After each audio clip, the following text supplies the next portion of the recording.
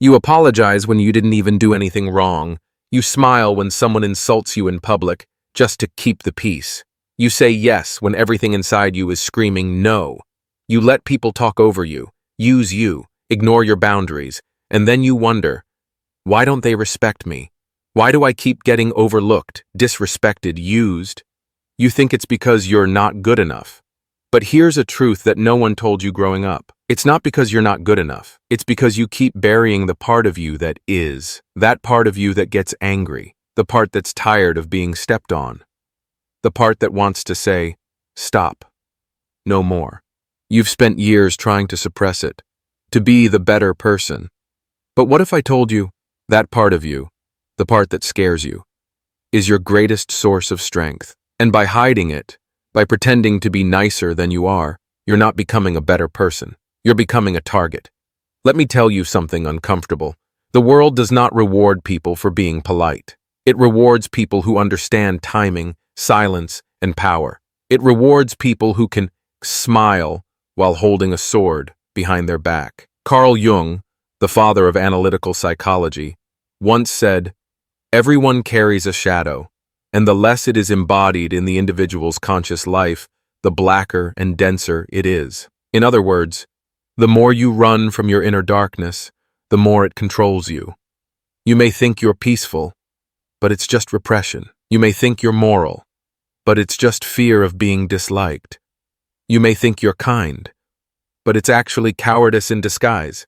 And that's why they keep disrespecting you, because people cannot sense it. Your fear, your hesitation, your secret belief that you're not worthy of standing up for yourself. And worse, they start to believe it too. Here's the paradox. The more you try to become good in the way society teaches you, the more predictable, controllable, and disposable you become. But what if, instead of suppressing that part of you, you learned to control it? What if you used your anger like a scalpel, not a bomb? What if you trained your darkness, not to hurt others, but to protect yourself? Machiavelli, the ruthless political strategist, would argue that's not only possible, it's necessary. Because in a world full of manipulation, betrayal, and soft lies masked as kindness, the one who understands his shadow and uses it deliberately becomes untouchable. Welcome to the part of you that you've been hiding. In this video, I'll show you how to bring it back. Not to destroy, but to finally stop being destroyed. Because you're not weak, you're just unfinished. You've been told your whole life to be the bigger person, to stay calm, take the high road, turn the other cheek. And maybe you tried. You kept your voice soft, you lowered your gaze, you forgave easily. But something strange happened. The more good you became, the worse people treated you. They didn't admire your restraint. They mistook it for weakness. They didn't value your forgiveness. They saw it as permission. They didn't respect your calm. They interpreted it as fear. And deep down, you began to sense it. That no matter how much you followed the rules, the game wasn't made for you to win. So you tried harder. You got nicer, more agreeable, more invisible. But still, something kept breaking. Your relationships, your boundaries, your sense of self. Here's why. Because you weren't dealing with the world from your full self. You were trying to live life with half your psyche cut off. Carl Jung called that hidden half the shadow, and he said that every time we repress a thought, an emotion, or an instinct, it doesn't disappear. It retreats into the subconscious, where it grows darker, stronger, and hungrier. The shadow is not evil in itself. It just becomes evil when ignored. It's like locking a wild animal in a basement and pretending it's not there. Eventually, it either breaks out or starts whispering through the cracks in the walls. And those whispers sound like, "Why do I let people treat me like this? I hate how I always smile when I'm angry. Maybe I'm not meant to be liked." But the truth is even darker than that. You're not losing power because you're not enough. You're losing power because you've been at war with yourself, and you're losing that war. Let's pause here and ask one uncomfortable question. If the part of me that I'm hiding is actually powerful, then who told me to hide it in the first place? And why? Because that is where Machiavelli enters. Not with psychology, but with strategy. Machiavelli didn't write books about the subconscious. He didn't speak in metaphors about the inner child or healing past wounds. He wasn't a psychologist. He was a strategist, a ruthless observer of human nature. But, ironically, he may have understood the shadow better than any therapist ever could. While Jung explained the shadow as the unconscious parts of ourselves that we repress, Machiavelli looked at those very same traits, envy, cruelty, desire for control, and saw tools. He didn't ask, "How can I get rid of my darkness?" He asked, "How can I use it to win?" Because here's what Machiavelli knew. Men are more ready to offend one who desires to be loved than one who is feared. In modern words, if you make being liked your goal, you make being used your destiny. Let that settle. Most people, especially the ones trying to be good, have spent years disarming themselves. They've cut away anything that looked sharp, threatening, or controversial.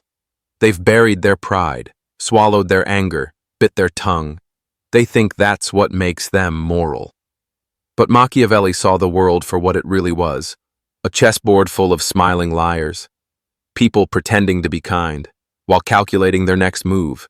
People who shake your hand, while preparing to cut your legs out from under you. People who love the idea of you being nice, because it makes you predictable. And here's where it gets dangerous. The more you deny your darker impulses, the more easily they're used against you. If you can't recognize manipulation, because it feels mean. If you can't walk away, because you're afraid of looking selfish. If you can't express anger, because you've labeled it toxic. You are not a good person. You're a defenseless one. And in a Machiavellian world, that's a fatal mistake. But Machiavelli wasn't asking you to become cruel. He was teaching the art of necessary cruelty. The kind that cuts once, clean, quiet, and final. The kind that ends manipulation before it festers. That burns bridges when they lead to nowhere. That commands respect, without saying a word. Because here's the secret. A man who owns his shadow doesn't need to be violent. He just needs to know that he could be. And the moment you realize that, the moment you stop trying to be liked and start becoming whole again, you walk into every room with quiet danger, not chaos, not rage, but the calm certainty of someone who knows, I have a side of me you don't want to wake up. And that changes everything. Carl Jung said, "The shadow is 90% pure gold. But to access it, you must be willing to walk through your own darkness. You must confront the parts of yourself you were taught to fear, your ambition, your anger, your hunger for control, not to surrender to them, but to own them. Because when you don't own them, someone else will. Every time you bite your tongue when you should speak, every time you avoid confrontation to keep the peace, every time you stay silent when being disrespected, you're giving your shadow to someone else. You're handing them the keys to control you. Jung's psychology shows us why we become weak. Machiavelli gives us the blueprint to stop being weak. Put them together, and you no longer have a theory. You have a weapon, one forged from self-awareness and sharpened with strategy. Let me give you a metaphor. Jung is the flashlight. He helps you see the darkness inside you, but Machiavelli is the blade. He shows you how to use it, and if you have both, you become something most people are terrified of. A person who knows exactly who they are and is no longer afraid of it. Not a monster, not a tyrant, but a man or woman with clarity, with command, with presence that doesn't need to shout to be felt. Because there is no force more magnetic than a human being who has made peace with their darkness and doesn't need to prove anything to anyone. That's the door you now stand in front of, but to walk through it, you'll need tools, real tools, not empty affirmations, not toxic positivity, but techniques, to turn your shame into self-respect, your silence into power, and your rage into calm, deliberate action. And that's what we're about to build, starting now. Fade out slowly to the words on screen. You are not here to become someone else. You're here to reclaim the parts you've buried. Let's begin. You've been told self-control means staying calm. But that's only half the story. Real self-control, the kind Machiavelli would respect, isn't about smiling through discomfort. It's about knowing you have teeth and choosing not to bite yet. It's not weakness, it's calculation. Here's the first tool of the shadow strategist: controlled coldness. The ability to let your silence speak louder than words, to make someone feel your disapproval without raising your voice, to slow down your emotional response just enough. So you stay dangerous, not desperate. Let me give you a story. A man walks into a room and is openly insulted by a colleague. Most people either laugh it off or defend themselves in a panic. But the Machiavellian man? He pauses. He stares. He doesn't smile. He doesn't react. Just a slight tilt of the head, a controlled breath, a cold, thoughtful gaze. He says one thing: noted. And that's it. No outburst, no begging, no over-explaining, just a presence that says, I could destroy you. I just don't need to. Yet. You see, the goal here isn't revenge. It's power without noise. This is what Machiavelli taught. It is much safer to be feared than loved, if you cannot be both. And the kind of fear he spoke of wasn't loud, violent, or dramatic. It was the quiet kind, the kind that makes people second-guess crossing you again. Controlled coldness is your first shadow weapon, but it only works when two things are true. You've stopped needing everyone to like you. You're not afraid to make others uncomfortable, because comfort is what kept you small. Needing approval is what made your voice shake, and pretending to be nice when you're boiling inside, that's what made you invisible. Now we begin to reverse that, and the reversal starts with silence. Deliberate, tactical, cold, but not cruel. It's not about being numb. It's about being undeniable. Because when people feel your power without you even raising your voice, you've just shifted the entire balance of control without saying a single word. Most people journal like this. Today, I felt sad. I got mad at my coworker. I don't know why I keep feeling anxious. It's surface level. It's safe. It's sterile. It's pointless. Because that's not where your shadow lives. Your shadow doesn't write in full sentences. It doesn't care about spelling. It hides in your reactions. In the moments you swallowed your anger, faked a smile, or bit your tongue so hard you tasted blood. And unless you start documenting those moments, you'll never see the patterns. You'll never see who controls you and why. This is why we use a tool called the shadow journal. And it's not about healing. It's about mapping your internal battlefield. Every night, or right after a triggering interaction, you ask yourself just 3 questions. What did I feel but suppress? Why did I hide it? What did I want to do but didn't? Let me give you an example. Let's say you had a conversation where your boss cut you off mid-sentence. You smiled, nodded, stayed polite. But inside, you were boiling. You write that down. Raw. I wanted to snap. I wanted to humiliate him. I imagined standing up and walking out. No filter, no pretending. You let your shadow speak, and then you do something radical. You don't judge it, because the moment you judge your shadow, it goes back underground and regains power over you. Instead, you study it. Why did I stay silent? Was it fear? Was it programming from childhood?